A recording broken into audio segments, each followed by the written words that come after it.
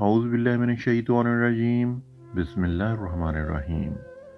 ہم اپنے channel growing اسلام پر آنے والے تمام معززین کو خوش آمدید کہتے ہیں۔ آج کا ہمارا ٹاپک ہے کتاب ایمان کے بارے میں، تو چلتے ہیں بخاری شریف کی حدیث نمبر 19 تا 29 کی طرف۔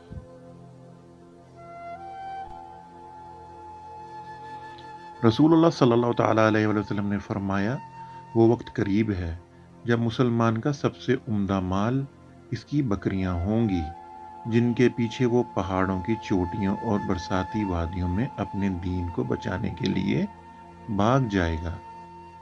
صحیح بخاری شریف حدیث نمبر 19۔ رسول اللہ صلی اللہ تعالیٰ علیہ وسلم لوگوں کو کسی کام کا حکم دیتے تو وہ ایسا ہی کام ہوتا جس کے کرنے کی لوگوں میں طاقت ہوتی۔ اس پر صحابہ رضی اللہ تعالیٰ عنہم نے عرض کیا کہ یا رسول اللہ، ہم لوگ تو آپ جیسے نہیں ہیں، آپ تو معصوم ہیں اور آپ کی اللہ پاک نے اگلی پچھلی سب لغزشیں معاف فرما دی ہیں، اس لیے ہمیں اپنے سے کچھ زیادہ عبادت کرنے کا حکم فرمائیے۔ یہ سن کر آپ ناراض ہوئے، حتیٰ کہ خفگی آپ کے چہرہ مبارک سے ظاہر ہونے لگی۔ پھر فرمایا کہ بے شک میں تم سب سے زیادہ اللہ سے ڈرتا ہوں اور تم سب سے زیادہ اسے جانتا ہوں، بس تم مجھ سے بڑھ کر عبادت نہیں کر سکتے۔ صحیح بخاری شریف حدیث نمبر 20۔ آپ صلی اللہ تعالیٰ علیہ وآلہ وسلم نے فرمایا، جس شخص میں یہ 3 باتیں ہوں گی وہ ایمان کا مزہ پا لے گا۔ ایک یہ کہ وہ شخص جسے اللہ اور اس کا رسول ان کے ماں سوا سے زیادہ عزیز ہوں، اور دوسرا یہ کہ جو کسی بندے سے محض اللہ ہی کے لیے محبت کرے، اور تیسری بات یہ کہ جسے اللہ نے کفر سے نجات دی ہو، پھر دوبارہ کفر اختیار کرنے کو وہ ایسا برا سمجھے جیسا آگ میں گر جانے کو برا جانتا ہے۔ صحیح بخاری شریف حدیث نمبر 21۔ آپ صلی اللہ تعالیٰ علیہ وآلہ وسلم نے فرمایا، جب جنتی جنت میں اور دوزخی دوزخ میں داخل ہو جائیں گے، اللہ پاک فرمائے گا، جس کے دل میں رائی کے دانے کے برابر بھی ایمان ہو، اس کو بھی دوزخ سے نکال لو۔ تب ایسے لوگ دوزخ سے نکال لیے جائیں گے اور وہ جل کر کوئلے کی طرح سیاہ ہو چکے ہوں گے، پھر زندگی کی نہر میں یا بارش کے پانی میں ڈالے جائیں گے۔ یہاں راوی کو شک ہو گیا ہے کہ اوپر کے راوی نے کون سا لفظ استعمال کیا۔ اس وقت وہ دانے کی طرح اگ آئیں گے، جس طرح ندی کے کنارے دانے اگ آتے ہیں۔ کیا تم نے نہیں دیکھا کہ دانہ زردی مائل پیچ در پیچ نکلتا ہے؟ وہیب نے کہا کہ ہم سے عمرو نے حیا کی بجائے حیاتا اور خردل من ایمان کی بجائے خردل من خیر کا لفظ بیان کیا۔ صحیح بخاری شریف حدیث نمبر 22۔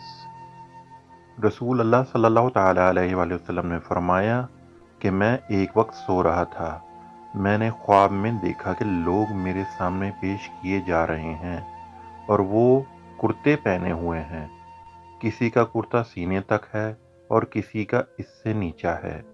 پھر میرے سامنے عمر بن خطاب لائے گئے، ان کے بدن پر جو کرتا تھا اسے وہ گھسیٹ رہے تھے، یعنی ان کا کرتا زمین تک نیچا تھا۔ صحابہ رضی اللہ تعالیٰ عنہ نے پوچھا کہ یا رسول اللہ، اس کی کیا تعبیر ہے؟ آپ نے فرمایا کہ اس سے دین مراد ہے۔ صحیح بخاری شریف حدیث نمبر 23۔ ایک دفعہ رسول کریم صلی اللہ تعالیٰ علیہ وآلہ وسلم ایک انصاری شخص کے پاس سے گزرے، اس حال میں کہ وہ اپنے بھائی سے کہہ رہے تھے کہ تم اتنی شرم کیوں کرتے ہو؟ آپ نے اس انصاری سے فرمایا کہ اس کو اس کے حال پر رہنے دو، کیونکہ حیا بھی ایمان ہی کا ایک حصہ ہے۔ صحیح بخاری شریف حدیث نمبر 24۔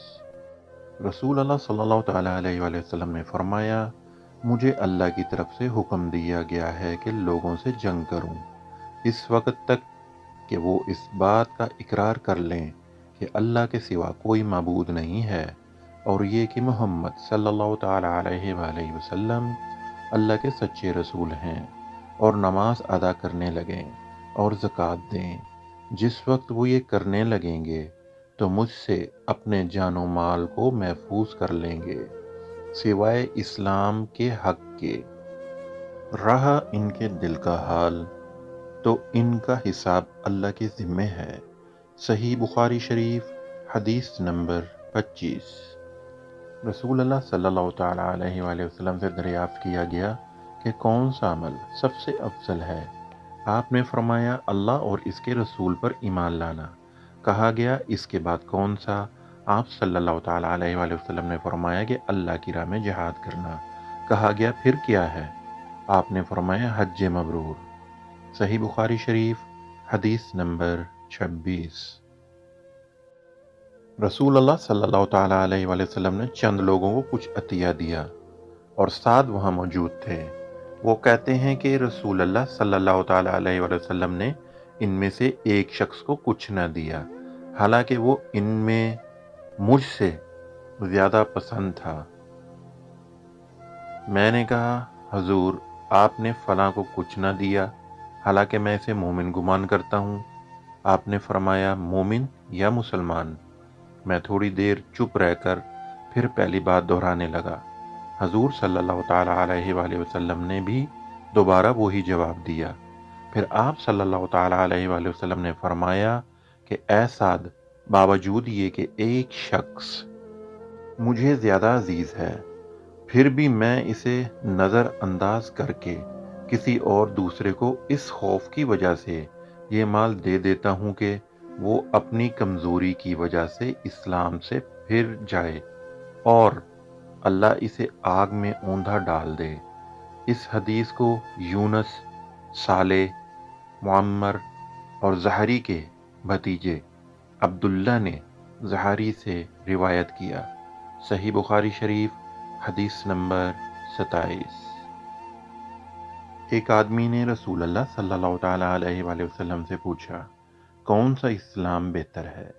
آپ صلی اللہ تعالیٰ علیہ وآلہ وسلم نے فرمایا کہ تو کھانا کھلائے اور ہر شخص کو سلام کرے، خواہ اس کو تو جانتا ہو یا نہ جانتا ہو۔